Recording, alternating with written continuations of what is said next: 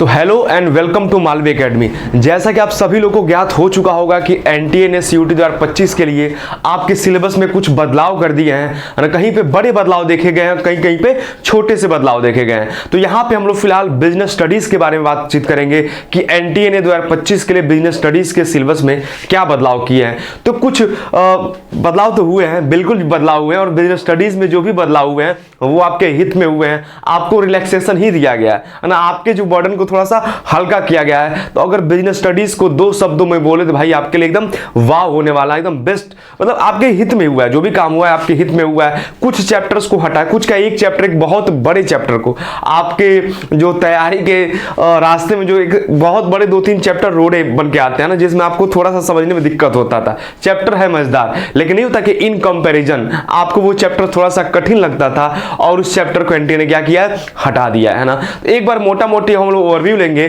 कि आपके सिलेबस में क्या बदलाव हुए हैं। एक एक करके स्टार्ट करते हैं शुरू से। यहां पे आप देख सकते हैं बिजनेस स्टडी जो आपका सिलेबस है ना, सीयूटी यूजी 2025 के लिए। तो देखते हैं क्या क्या बदलाव हुए हैं। ठीक है सर, पहले चैप्टर से हम लोग मूव करते हुए आगे बढ़ेंगे कि क्या बदलाव हुए हैं। अगर बात करें पहले चैप्टर का, nature and significance of management, तो उसमें कोई बदलाव नहीं है, कोई चेंज नहीं है। जो आपने पहले पढ़ा है पूरा का पूरा आपके सिलेबस में सब कुछ वही है, वही आने वाला है ना। प्रिंसिपल ऑफ मैनेजमेंट में भी कुछ बदलाव नहीं है, इसमें भी सारे के सारे चीज वैसे ही एज इट एज आने वाले हैं, सब कुछ वही है। हाँ, बदलाव यहाँ पे बिजनेस एनवायरनमेंट में आपको बदलाव देखने को मिल रहा है कि यहाँ पे एक थोड़ा सा मतलब 40% जो इस चैप्टर का जो टॉपिक था उसको हटा दिया गया है। यानी कि जो हम लोग पढ़ते थे new economic policy, liberalisation, privatisation और ग्लोबलाइजेशन, उस टॉपिक को ही हटा दिया गया है ना। उसके अंदर हम लोग डिमोनेटाइजेशन भी पढ़ते हैं, वो सारा हटा दिया गया है। तो अब सिर्फ और सिर्फ बिजनेस एनवायरनमेंट बचा है, उसका मीनिंग और इंपॉर्टेंस, और साथ ही साथ उसके जो डायमेंशन हम लोग पढ़ते हैं, political, economical, social, technological, legal, बस इतना रह गया है। और बाकी जो 40% के अराउंड जो सिलेबस हुआ करता था, लिबरलाइजेशन, प्राइवेटाइजेशन, ग्लोबलाइजेशन, डिमोनेटाइजेशन, उस टॉपिक को हटा दिया गया है। तो यहां पे थोड़ा सा चेंज आपको देखने को मिल रहा है। फिर आगे हम लोग बढ़े प्लानिंग। तो सर प्लानिंग में कोई चेंज नहीं है, पूरा का पूरा प्लानिंग आ रहा है जो सिलेबस में था। ऑर्गेनाइजिंग भी पूरा का पूरा वही है, ऑर्गेनाइजिंग में भी हमें कुछ चेंज देखने को नहीं मिल रहा है। वही मीनिंग, इंपॉर्टेंट, स्टेप हो गया, स्ट्रक्चर हो गया, functional, divisional, formal, informal, delegation हो गया, डिसेंट्रलाइजेशन हो गया, डिफरेंस हो गया। तो यहां पे भी कोई चेंज हमको देखने को नहीं मिल रहा है। और उसी प्रकार स्टाफिंग में भी अगर हम लोग नजर डालें तो वही need, importance, staffing, human resource का कैसे पार्ट है, step, recruitment, selection, training, development, इसमें भी कोई चेंज नहीं मिल रहा है। ठीक है जी सर। आगे हम लोग बढ़े तो डायरेक्टिंग में थोड़ा सा चेंज हुआ है सर। क्या चेंज हुआ है? बहुत माइनर सा चेंज हुआ है कि यहाँ पे जो एक टॉपिक लिखा था पिछले बार, qualities of a good leader, एक अच्छे लीडर में क्या क्या क्वालिटीज होती हैं, तो उस पर्टिकुलर छोटे से टॉपिक को हटा दिया गया है। तो यहाँ पे थोड़ा सा चेंज आपको फिर देखने को मिल रहा है। फिर हम लोग आगे बढ़े तो जी सर, यहाँ पे भी थोड़ा सा राहत की सांस आप ले सकते हैं। कंट्रोलिंग चैप्टर में जिस टॉपिक में आपको दिक्कत होता था, यानी कि टेक्निक ऑफ कंट्रोलिंग, जो ट्रेडिशनल टेक्निक थे, मॉडर्न टेक्निक थे, तो टेक्निक ऑफ कंट्रोलिंग आप लोग देख रहे होंगे कि नए सिलेबस से बाहर है। तो टेक्निक ऑफ कंट्रोलिंग को भी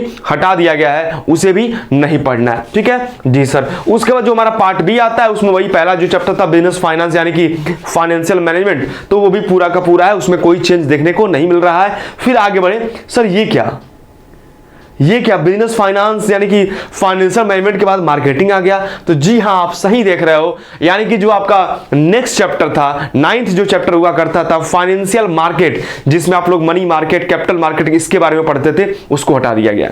उसको एनटीए ने हटा दिया है, सिरे से खारिज कर दिया कि भाई जाओ, अब हम तुम्हें नहीं पूछने वाले, तुम्हें तो फिलहाल हम सीयूटी 25 के लिए हम नहीं रखने वाले हैं। तो फाइनेंशियल मार्केट चैप्टर को ही हटा दिया गया है। यानी कि पहले 13 चैप्टर आपको पढ़ने थे, अब सिर्फ और सिर्फ 12 चैप्टर। फिर आगे हम लोग बात करें तो मार्केटिंग पूरा पढ़ना। मार्केटिंग में सच कुछ चेंजेस नहीं दिख रहे हैं। कंज्यूमर प्रोटेक्शन भी सेम आपको पढ़ना, इसमें भी कुछ चेंजेस नहीं दिख रहा है। और एंटरप्रेन्योरशिप भी आपको है, उसमें भी कुछ चेंज नहीं देखने को मिल रहा है। तो मोटा मोटी हम लोग देखें यहाँ क्या लिखा है, यूनिट 12, यानी कि पहले पिछले साल तक 13 चैप्टर हम लोग को पढ़ना था।